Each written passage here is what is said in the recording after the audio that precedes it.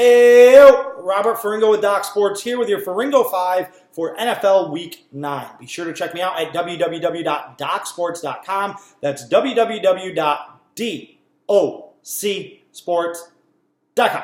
All right, Ferringo 5. For the uninitiated, this is where I point out the 5 NFL games this week that I am most interested in. These are the games that I'm most intrigued by for a variety of reasons. Could be a personal rooting interest, could be because of a shady line move, could be because I'm confused by a spread or a line move, could be just because I'm interested to see how these teams are going to perform and how that's going to set them up to bet on or against later in the season.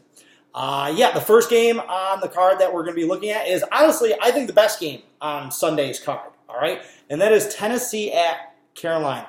There is no game on the board that is more interesting to me this weekend than Tennessee at Carolina. I know there's not a lot of people that feel that way. I absolutely do. Because I want to know which one of these teams is for real, okay? Somebody is leaving this game with some significant momentum. Tennessee has won 2 games in a row since Ryan Tannehill has been installed at quarterback. They should not have won either of those games, okay? 2 weeks ago, the Chargers had, 2 touchdowns pulled off the board via review. This is all in the last 45 seconds. And then from the 1-inch line, Melvin Gordon, the loser that he is, fumbles, and Tennessee recovers, and they pull out a lucky win. Last week, Tennessee pulls out another lucky win when a referee inadvertently blows his whistle after a blocked field goal that Tampa Bay was returning for a touchdown that would have given them the lead late in the fourth quarter. Instead, ball blown dead, Tennessee takes over in their own territory. They don't score that game-winning touchdown. Titans go on to win. Hey, either way, they've got 2 straight wins. If they go into Carolina, get a 3rd straight win with Ryan Tannehill, suddenly things are going. The momentum will take on a life of its own.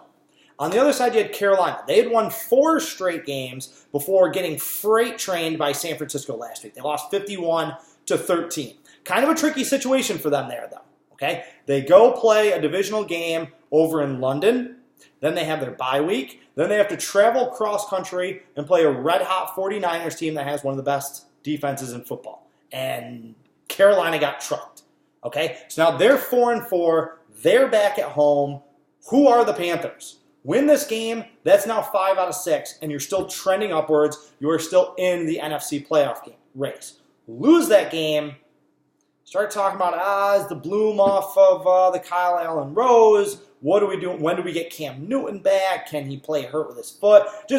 It's a very fascinating game to me from both sides, and it's going to be a very consequential game for both of these teams.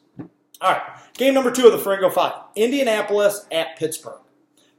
This spread has waffled all over the place this week, and it's just kind of indicative of what a toss-up this game really is. Pittsburgh was favored, then the money shifted it towards the Colts. They were favored by 1. Now I've seen it as a pick. I've seen the number go back to Pittsburgh -1. It really is a toss-up game. Okay, the number is not going to matter at all in this game. Someone's going to win, someone's going to lose, obviously. Unless they tie. Watch them tie, just because I said that. All right, Pittsburgh's coming off that Monday Night Football win. You know my saying. You know my feeling about that at this point. Win on Monday, lose on Sunday. Okay, that is a personal held betting axiom that I absolutely believe in. All right, because Pittsburgh won on Monday Night Football against Miami, but did they impress you on Monday Night Football? They did not impress me. I'm not going to lie. I did not watch the entirety of that game because who wants to watch the Dolphins? But I watched enough of it. The Steelers were down 14-0 in that game. You don't almost lose to the Dolphins and then have my confidence the next week. In fact, that was a big part of my angle last week in the NFL when I hit with Philadelphia over Buffalo in my rated plays. Buffalo almost lost to Miami the week before. There's no way in hell I'm trusting them the following week. What do we do with Pittsburgh here? On the other side, there's Indianapolis. They are just rock solid. They just do things well. They're one of the least penalized teams in the NFL. I love Frank Reich. I think he's a fantastic coach. And as further proof of that is not only what he has done with the Colts since he's been there compared to what they were, the rambling mess that they were before he took over. Look at how he has handled the Andrew Luck, Jacoby Brissett transition and everything that has gone on with that. But also look at what he left behind. Look at what the Eagles have become since he left. They have been a 500 team with all of that talent since Frank Reich left after winning the Super Bowl as their offensive coordinator. Love Frank Reich. His teams are always going to come to play. Indianapolis is a team that is just grinding out wins. Are they going to do it again? Or is Pittsburgh resurgent, and are they going to get win number 4 out of the last 5? Okay? Game number 3, Chicago-Philadelphia. This one is kind of self-explanatory, right? These are two flaky as hell teams that are playing against one another on Sunday. But the fascinating thing to me about this is this spread opened with the Eagles -3. Okay? Normally the sports books really don't want to move off that 3. They really don't want to move. If you see a number move from a 3 to a 3.5, that tells you that there is some significant action, some extremely sharp action, some big money being bet on that favorite, that they have to move off that 3, give you the hook, okay, and get you off of that key number on that underdog. Well, in this line, it opened with Philadelphia -3. It is now 5. The books have had no problem moving through all of the key numbers. 3, 3.5, 4, 4.5. That whole range blew right through it. Now the Bears are 5-point underdogs. Okay, you don't see that very often, especially with two teams that were in the playoffs last year that are both relatively highly regarded. Right now, no one can jump off the Bears bandwagon fast enough. Absolutely everyone is off that train, okay? There's still something there, though.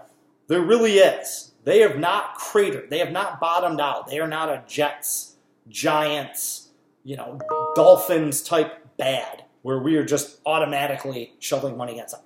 And who is Philadelphia? They've been nothing if not shady this entire season. Also, they're coming off a big win over Buffalo, but, what is that? I'm not as high on Buffalo as everyone else. So, very interesting game there. All right, game number 4, Tampa Bay at Seattle. Seattle is a team that I've essentially stopped betting on them or against them for the most part because I just never get them right. They're just that team. Everyone has a team that they just never seem to have pegged. Seattle is that team for me. Okay, I don't think that Seattle is very good. Russell Wilson is the MVP. Russell Wilson is amazing. Russell Wilson is good. Nothing else about that team I like. I don't like how they play on either side of the ball. Their defense is mediocre. Their skill players not named Russell Wilson. Okay, on the other side, you have a Tampa Bay team that's 2-5. I hate Jameis Winston. He's a loser. He's a mega loser. Okay, so I'll take Wilson over Winston any day of the week. However, Tampa Bay is undeniably better than their record suggests that they are. They got screwed out of a win last week at Tennessee. They've gotten fragged by the refs in 2 other games that I can think of this year, including that New Orleans game. Who are the Bucs? Okay, Bruce Arians is used to game planning for Pete Carroll and for Seattle from all those years in Arizona. It's a long trip for Tampa Bay. What Jameis is going to show up? What does Tampa Bay have to offer here? Okay, the fact that spread is a little bit higher, kind of a red flag. I thought it'd be around 6.5. Okay, give or take, between that 6 to 7 range, getting upward pressure to go towards 7. It's not. It's getting a little bit of downward pressure. Very interesting game in the 4 o'clock window.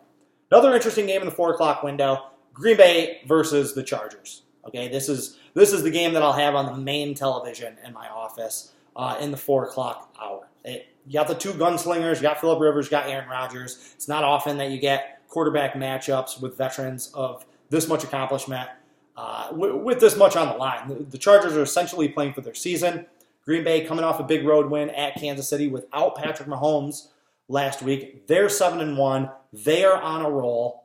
Okay, but are they getting overvalued? Are they getting overrated? Coming into the season, I knew the Chargers were overrated. Anyone that has read my NFL power rankings, which are posted at Doc Sports every Wednesday, or had heard me talk at any length this season, knew that I was off the Chargers. I was selling the Chargers. I was the one handicapper in the country, by the way, that was selling the Chargers. Everyone else had them. Their season win total over-under was 10.5. Everyone else was penciling them into the playoffs.